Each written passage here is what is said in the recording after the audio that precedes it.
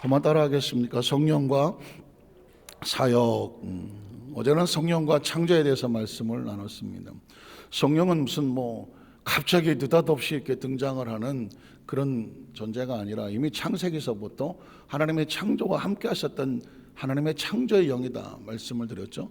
우주 만물이 창조될 때 엄청난 무질서 가운데 하나님의 영이 수면에 운행하시면서 질서와 원리와 원칙과 법칙을 잡는 거죠.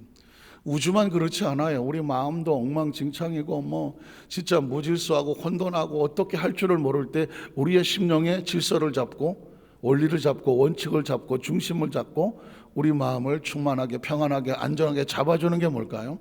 성령님이십니다. 성령님을 인정하십니까? 환영하십니까? 모셔드리십니까? 날마다 성령님 성령님 성령님. 오늘도 성령께서 우리를 깨워주시고 성령께서 인도하시고, 성령이 아니고선 찬양이 안 되잖아요. 성령이 아니고는 예배가 안 됩니다. 성령이 아니면 십자가가 보이지를 않아요. 성령이 아니면 하나님의 성전으로 발걸음이 옮겨지겠습니까? 성령이 아니고서는요, 이 하나님의 신 기쁨과 감사를 누릴 수가 없는 거예요. 최고의 축복은 뭐냐면 내 안에 성령님이 계시는 것이죠. 내 안에 성령님이 계셔서 하나님 은혜가 사모가 되어지고 말씀이 사모가 되어지고 은혜가 사모가 되어지고 하나님의 살아계신 것이 느껴지고 말씀 가운데 하나님의 음성이 들려지고, 그래서 성령은 생명의 영이죠. 성령이 있어야 살아있는 것입니다. 왜냐하면 기억하십니까? 하나님의 사람들이 타락하여 세상으로 빠져들어가니 하나님께서 말씀하시기를 나의 영을, 하나님의 영을 다시는 내가 이 흙덩어리 속에 집어넣지 않겠다라는 하나님의 처절한 부르짖음이 있었습니다. 죄란 그런 것입니다. 하나님과 단절시켜 버리는 것이죠. 여러분, 거룩한 그 진주를 돼지에게 주지 말라 하는 거 기억하십니까? 하나님의 영이 우리 속에 들어왔는데 우리가 엉망진창이면 그 영이 어떻게 우리 속에 함께 하십니까? 그래서 하나님은 어떻게 하시더라? 하나님의 일을 사용하실 때에 특별한 시대에 특별한 사람을 선택을 하셔서 사람을 사용하려면 뭐가 먼저 회복이 돼야 돼요? 영이 회복이 돼야 되거든요. 그래서 기억하십니까? 요셉을 통해 이스라엘 백성을 애굽에 내려가서 거기서 터전을 마련하게 할 때 깜짝 놀라죠. 바로 왕이, 파라오라고 말하는 애굽의 왕이 요셉을 보고 이렇게 말하잖아요. 야, 네 속에는 하나님의 영이 있다. 하나님의 영이 있다. 내가 애굽의 술사들, 마술사들, 귀신들, 요술사들, 잡신들을 막 하는 걸 내가 많이 봤는데 이건 다 잡신이야. 내가 만난 네 속에 역사하시는 하나님이 최고의 신이구나. 네가 이 나라를 다스려라는 거요. 이게 사람을 높이고 낮추는 것도 하나님의 관점에서 보면 하나님의 영이에요.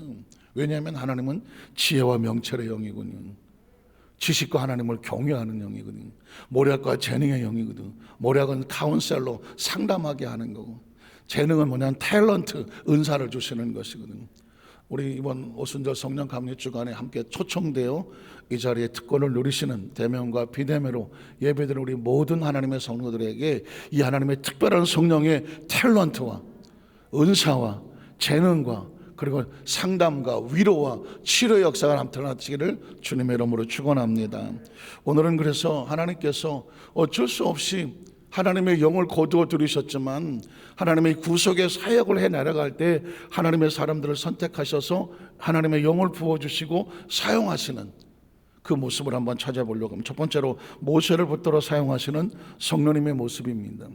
모세를 붙들어 사용하시는 성령님의 모습. 사실은 모세는 처절한 실패였습니다. 하나님의 성령을 만나기 전에는 모세는 처절한 실패죠. 출생도 어쩌자고 가장 힘들고 어려운 시대에 태어나고, 태어났을 때에 어린아이들이 모두 생명을 잃어야 되는, 혹시 저와 여러분의 삶의 현장 가운데 왜 난 이런 가문에 태어났을까? 이런 부모를 만났을까? 내가 만난 시대는 왜 이럴까? 내 어린 시절은 왜 이렇게 힘들까? 나는 왜 남의 손에 자라야 됐을까? 또 내가 원하는 마음껏 공부하지 못하고 또 물질로 꿈이 깨어지고 사람을 잘못 만나서 상처와 고통을 당하고 또 내가 잘못 판단해서 실수하고 넘어져서 왜 내 인생은 이렇게 힘들고 어려울까? 라고 하는 사람 저마다의 마음의 상처와 아픔이 있을 수 있잖아요. 저도 있으니까요. 그런데 여러분 보십시오. 모세는 그런 관점에서 보면 최악입니다. 최악. 이미 주권도 빼앗겨버린 마치 노예 같은 그 시대가 그랬고 민족이 그랬고, 그래서 정말 요행스럽게 재수 좋게 정말 어떻게 팔자 좋게 왕궁에 들어가서 공주의 아들로 자랐지만 어느 날 차라리 그곳이 지옥 같은 거죠. 왜 그러냐면 자기 민족들은 바깥에서 노예로 사는데 자기만 지금 이런 호의호식을 하니 자기는 이스라엘 민족도 아니고 애굽의 진짜 왕자도 아니고 그 마음속은 고통스럽게 이루 말할 수가 없는 겁니다. 오죽하면 나이 40에 내가 더는 이렇게 살 수 없겠다, 내 민족을 내가 한번 건져내 보겠다라고 튀어나오지 않습니까? 참 가슴 아픈 건 뭐냐면 바로의 군대에게 쫓기는 건 이해가 가요. 어차피 이스라엘 민족이니까. 그러나 같은 민족이 거부를 하는 것입니다. 여러분 거부당해 보셨습니까?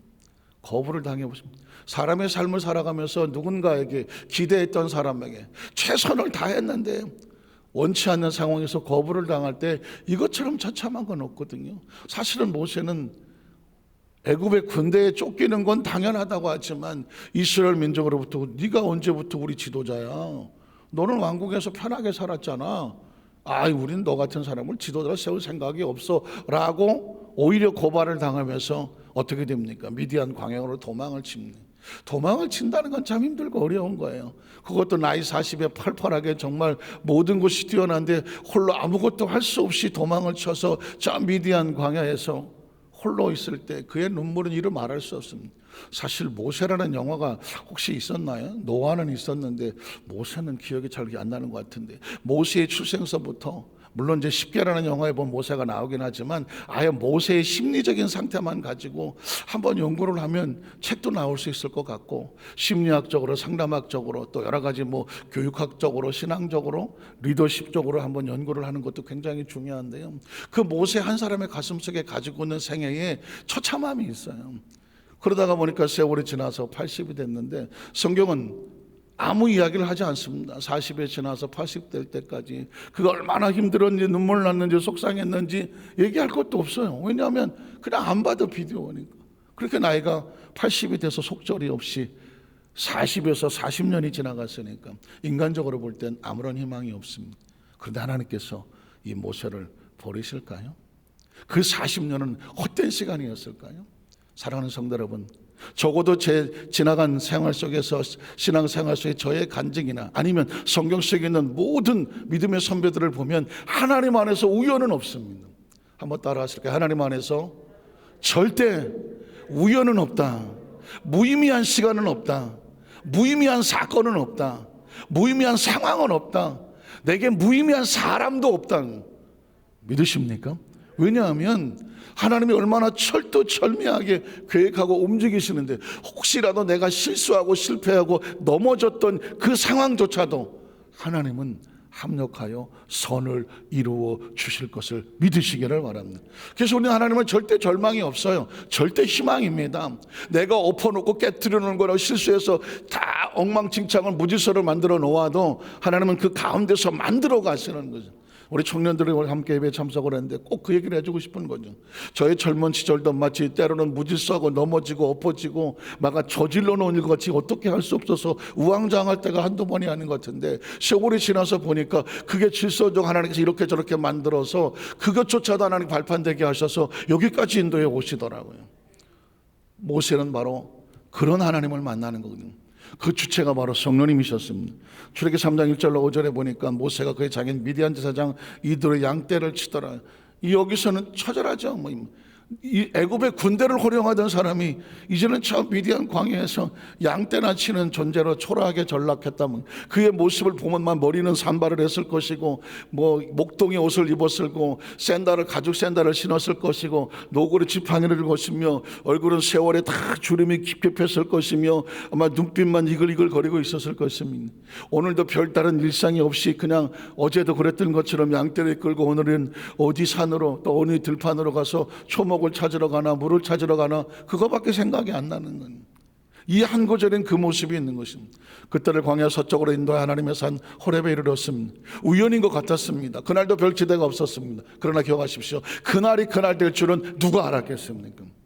한번 따라 하실까요? 나에게도 우리에게도 그날은 온다.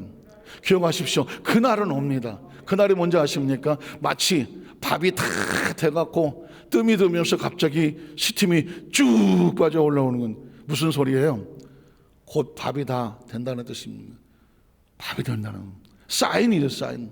하나님의 성령께서 지금은 마치 덮어놓은 것 같고 뚜껑을 덮어놓은 것 같고 포장을 덮어놓은 것 같고 박스를 갖다 쳐놓은 것 같지만 그 박스가 벗겨지고 포장이 벗겨지고 휘장이 벗어지고 하나님께서 세상에 드러내실 때를 아무도 몰라. 심지어 그날 자기 자신 모세도 몰랐지만 하나님은 말했습니다. 오늘이 그날이다. 한번 따라 하실까요? 오늘이 그날이다. 하나님의 성령은 그렇게 역사하시는 거예요. 반드시 기억하십시오. 내가 어쩌다 여기 와 있나, 어쩌다 내 인생이 이런가, 지금 나에게 보는 희망은 하나도 없는데, 여러분 절대로 그 안에 갇히지 마십시오. 완벽한 절망 같지만 하나님은 완벽한 희망으로 이끌어 가십니다. 그래서 우리는 믿음 안에서 절대 절망은 없어요. 절대 희망이 있어요. 아니, 내 나이가 몇인데 내 나이가 어때서 사랑하기 딱 좋은 나이.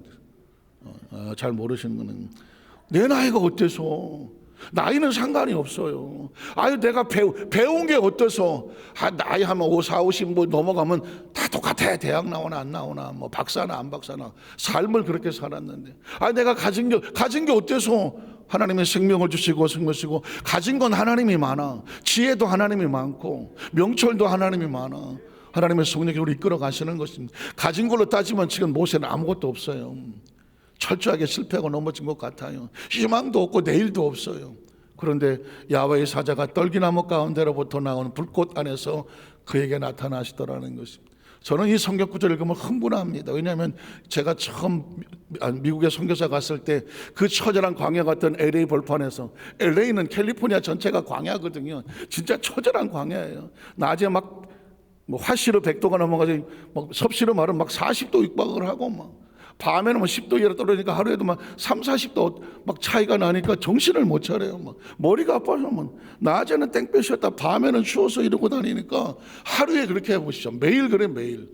그러니 낮에는 반바지 입고 다니다가 저녁에는 파카 입고 다니고, 이 광야 생활이 쉽지가 않아요. 정말 힘들고 어려운 상황이.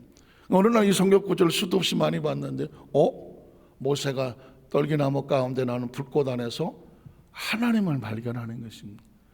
그래서 제 머릿속에 치는 게, 떨기나무가 뭔지 아냐라고 묻는 거예요. 떨기나무 여러분 기억하시죠?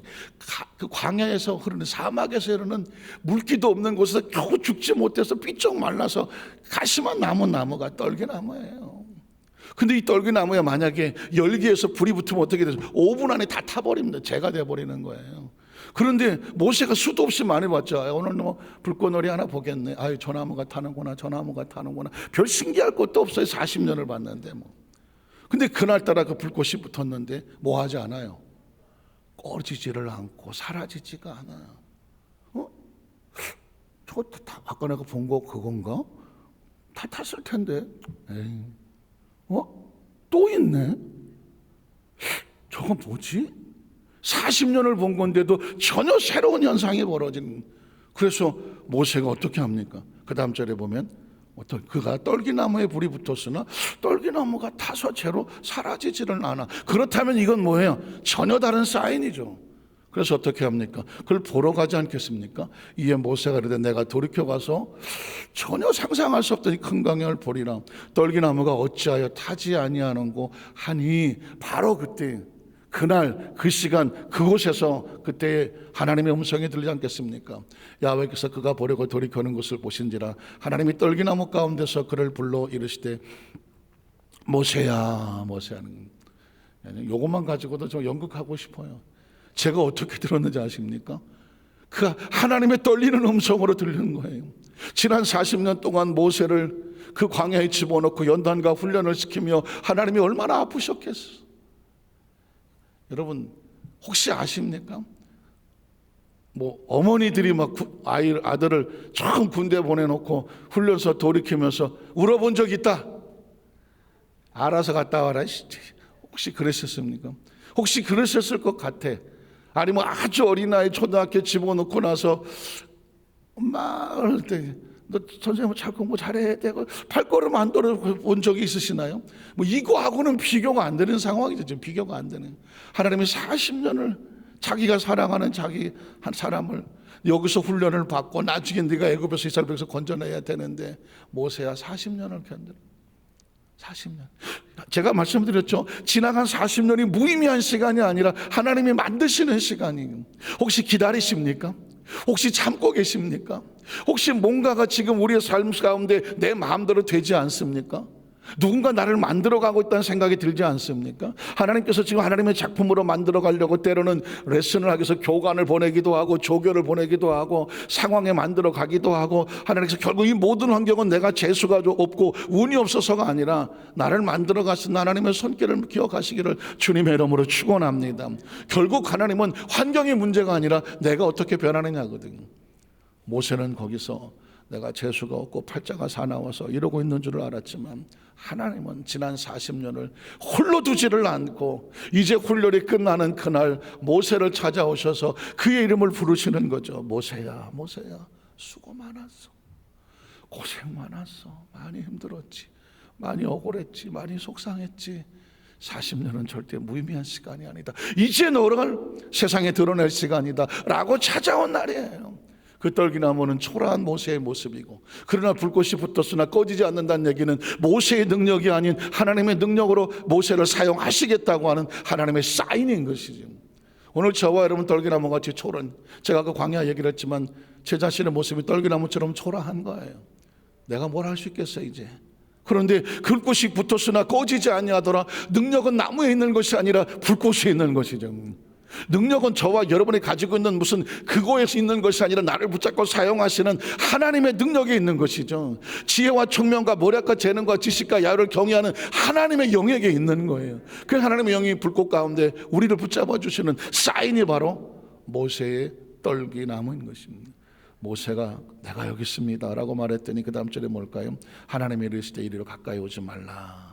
내가 선 곳은 거룩한 땅이니 내 발에서 신을 벗어라. 새로운 신분이에요. 신발은 신분을 생각하시거든요. 이제까지 목동의 신발을 신었다면 이제부터는 새로운 사명의 신발을 받고 신는 상황인 것이죠. 모세는 나중에 하나님의 지팡이와 붙잡고 애굽에 내려갑니다. 그런데 제가 말씀을 묵상하다 보니까 모세는 하나님의 지팡이를 붙잡고 왔더니 가만히 봤더니 모세는 하나님의 지팡이를 붙잡았으나 하나님은 모세를 붙잡은, 기억하십니까? 하나님은 모세를 붙잡는 말씀을 정리하기를 원합니다. 어느 시대든 하나님의 역사는 흘러내려가고 있습니다. 그리고 사람들을 선택하십니다. 하나님이 사람을 선택하실 때 제일 먼저 할 것은 뭐냐면 영을 회복을 해야 됩니다. 영이 회복에 대해 하나님과 교통하지 않겠습니까? 하나님은 영이시니 예배하는 자가 신령과 진정으로 예배를 드려라. 영이 회복에 대해 하나님과 교통하지 않겠습니까? 그래서 하나님께서 우리 영을 회복하여 그 영이 하나님의 성령으로 무장하도록 하는 것이 바로 성령 충만이거든요.